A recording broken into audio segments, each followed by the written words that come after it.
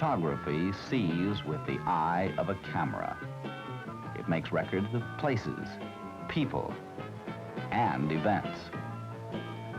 Photography lets you see the world about you without ever leaving your classroom.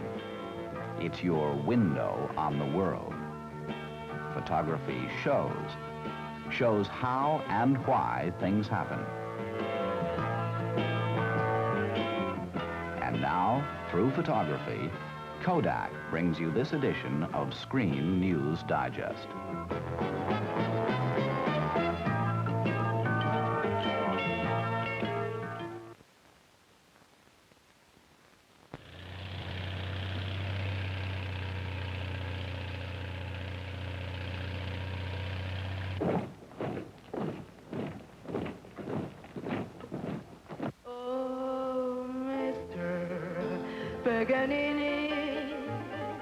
This play my rhapsody, and if you cannot play it, won't you string it? And if you can't string it, you simply have to. Oh, you are.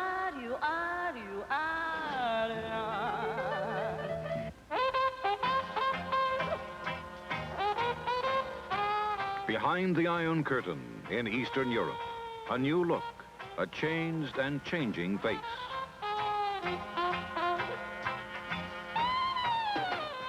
It is seen and heard in modern sights and contemporary sounds, the rhythm and beat of communism today.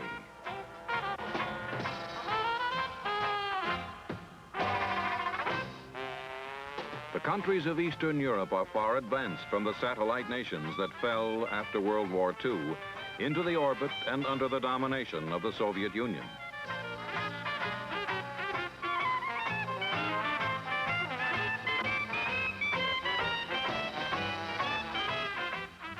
Much has changed, and yet all is not new. There still remains a rigid degree of Russian control that demands and enforces allegiance to Moscow. That allegiance and control trace their roots to the defeat of Nazi Germany a quarter of a century ago. From the Baltic to the Adriatic, a communist tide swept over Eastern Europe, engulfing Poland, East Germany, Czechoslovakia, Hungary, Romania, Bulgaria, Yugoslavia, and Albania. Straddling the heart of the continent, the satellite nations became the strategic buffer zone between the Soviet Union and Western Europe that Russia had coveted since the days of Peter the Great. The occupied countries were integrated into the common form, politically, industrially, and militarily, to serve the wants and needs of Mother Russia. As production lagged, disillusionment set in. Nationalism came into conflict with Russian communism. People with a choice chose freedom. Immediately after World War II, thousands of refugees fled the harsh life.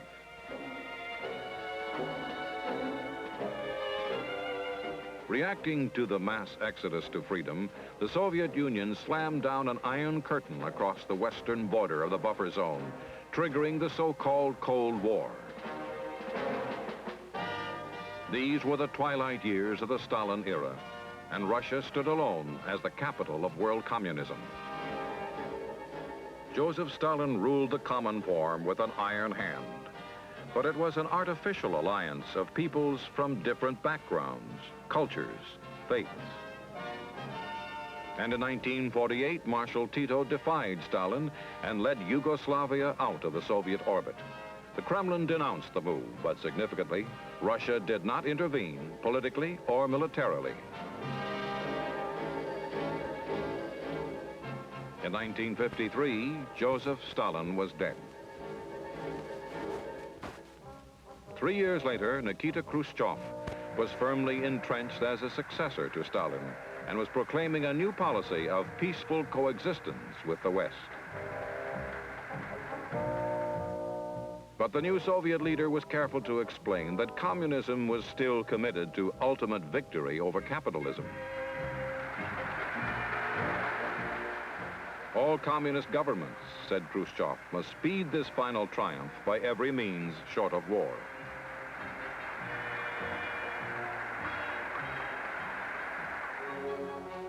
Peaceful coexistence opened a new economic era. Historically, Eastern Europe had traded with the West. With Soviet-imposed barriers relaxed, that natural flow resumed. In department stores, shelves were stocked, counters filled with goods manufactured in Western nations. And shoppers in the satellite countries came to look more and more like bargain hunters in free world stores.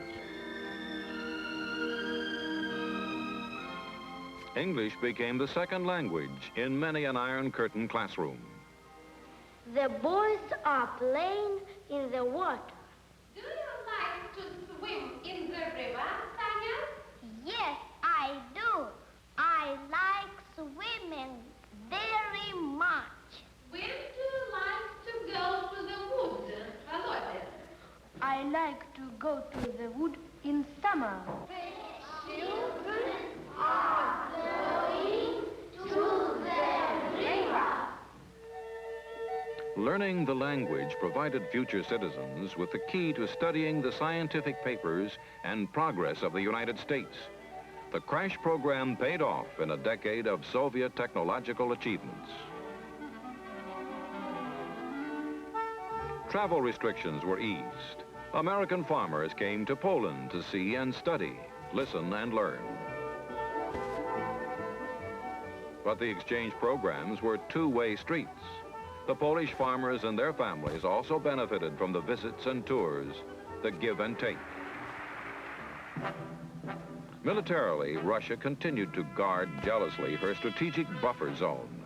She established the Warsaw Pact, a military alliance that included Albania, Bulgaria, Czechoslovakia, East Germany, Hungary, Poland, and Romania. Peaceful coexistence had its limits, and the Soviet Union was determined to enforce those limits. Economically, a modern supermarket in Warsaw provided striking proof that living standards were moving up behind the Iron Curtain. The goods, skills, and ideas of the free world were having a dramatic effect on the everyday lives of the people in the satellite countries. A laundromat came to Czechoslovakia, and the people of Prague came to the laundromat to take advantage of the new enterprise. More and better trade bridges and tourist programs were established between the Soviet bloc and the free world.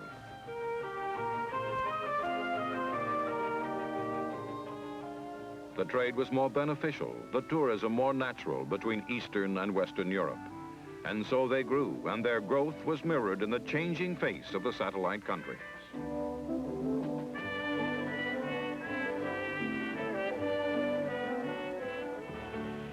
Music also became an effective means of bridging the Iron Curtain. It spoke a universal language, and Van Cliburn thrilled a Polish audience at a concert in Warsaw.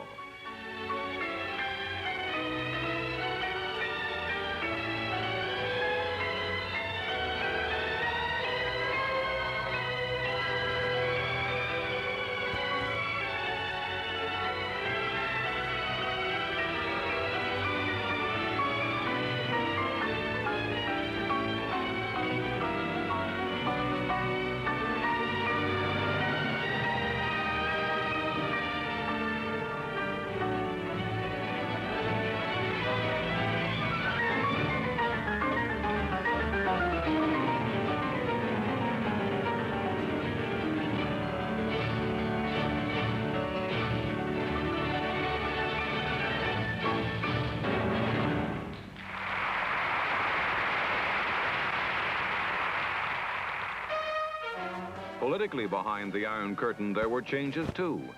A feeling was growing that there could and should be many roads to socialism. Nicolae Ceausescu, Romania's president and Communist Party chief, launched a series of internal reforms that provided for a degree of political freedom and a limited amount of criticism of the government. In 1967, the United Nations took note of the new look behind the Iron Curtain by electing Corneliu Mănescu of Romania as General Assembly President. It was the first time in the history of the General Assembly that its president had come from a communist country.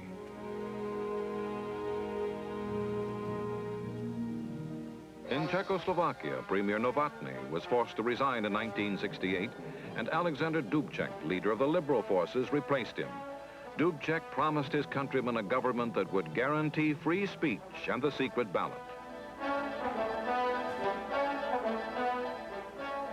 Democratic socialism found a quick and positive response from the majority of the Czech people. The fashion and fabric of their lives took on a new and Western look.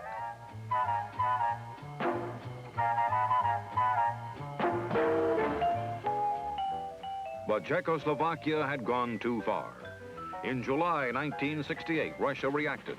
Party Secretary Brezhnev and Premier Kosygin met in Cherna with Alexander Dubček and other Czech leaders.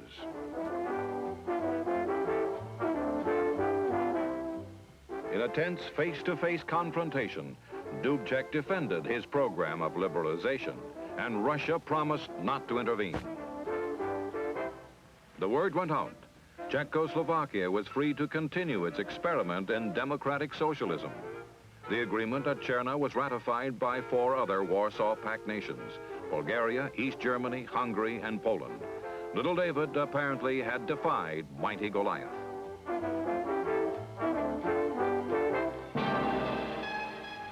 Three weeks later, tanks and troops streamed into Prague to put an end to democratic socialism in Czechoslovakia. Russian military units were joined by troops from Bulgaria, East Germany, Hungary, and Poland. Significantly, Romania did not join in the invasion, an invasion that stirred worldwide condemnation. Romania further demonstrated her independent new look when Communist Party chief Ceausescu welcomed President Nixon on a goodwill visit to Bucharest in 1969. More than 500,000 people lined the streets of Romania's capital city to wave American flags and to cheer the first United States president to visit a communist country in peacetime.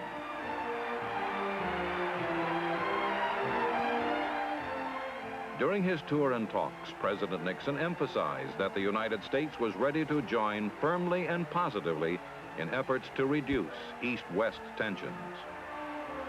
The warmth and informality of the visit underscored Ceausescu's pledge to work for peace and cooperation among all nations, regardless of their social systems.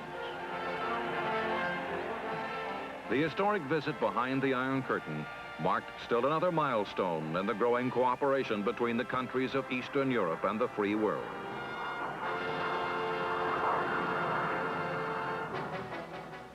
To define again the limits of such cooperation, Leonid Brezhnev issued his so-called Brezhnev doctrine. The Russian leader spoke of the qualified sovereignty of socialist countries and of the Kremlin's obligation to intervene whenever and wherever socialism is threatened.